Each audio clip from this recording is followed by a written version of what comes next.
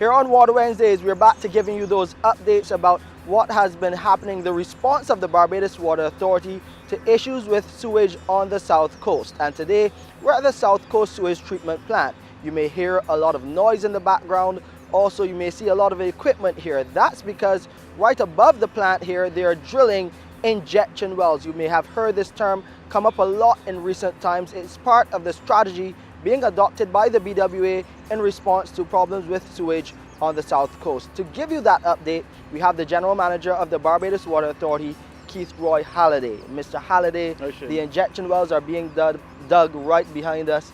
Tell us, why are these injection wells so important? Well, the injection wells allow us the opportunity to control the effluent. We need to effect the repair on the force main line, and in order to do that, we need to be able to put the effluent somewhere. So the injection wells allows us the opportunity to do that in the first instance or in the second instance. It also allows us to control the overflows on the street because of the recirculation effect of the effluent going into the sanitary line or the inflow line. So once we can control the extent to which the effluent is going out or recirculating, we can control the overflows. And that's the simple theory, that's the simple analysis. The injection wells as well are in effect widened boreholes which go down about 300 feet.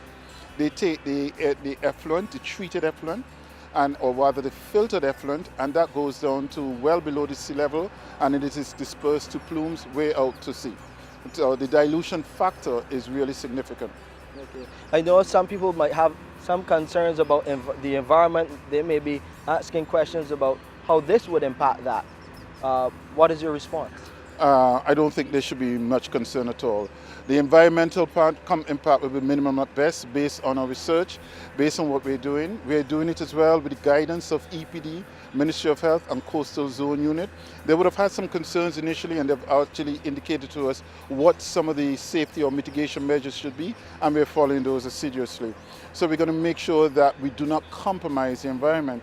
But then a second point to that really is that these are not injection wells that will be used continuously around the clock or that is intended to use for years.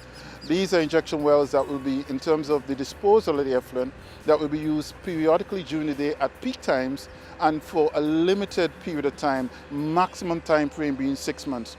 While we anticipate we can do it a little sooner, we want to be realistic with our timelines given the unpredictable nature of projects such as this. How long will it take to get these boreholes, injection wells, fully up and running? I would estimate another 10 days to 2 weeks, just to make sure the testing is done, the data is analyzed, and adjustments, if at all any that are required, are going to be made. As it is right now, we've determined that just above the plant, that's the safest and best area to do it, so that we have minimum impact in terms of disbursement on the ground where the swamp is concerned. So we're estimating about 10 to 2 weeks and we'll be up and running. So, Mr. Halliday, what else is being done in the interim, along with the injection wells process, the project here, to address the problems with sewage on the south coast? In the interim, we are doing an aggressive flushing of the mains. It's very difficult to do so when the lines are fully charged, but we are managing to get some success. As a matter of fact, the area of lanterns today was reported not to have a lot of bubbling, if at all any, simply because we'll be managing to clear the grease and the debris, and we're going to continue with that action aggressively. So our mitigation measures will remain in effect. We have added the flushing, and I think we should be able to at least maintain it to a minimum until we have the injection wells fully operational. Okay, so thank you very much, Mr. Halliday, for the update. And we will continue to bring you those updates right here on Water Wednesdays. Remember, to view this or a previous episode again, please visit our website, www.barbadoswaterauthority.com, or you can go to YouTube and type in Water Wednesdays.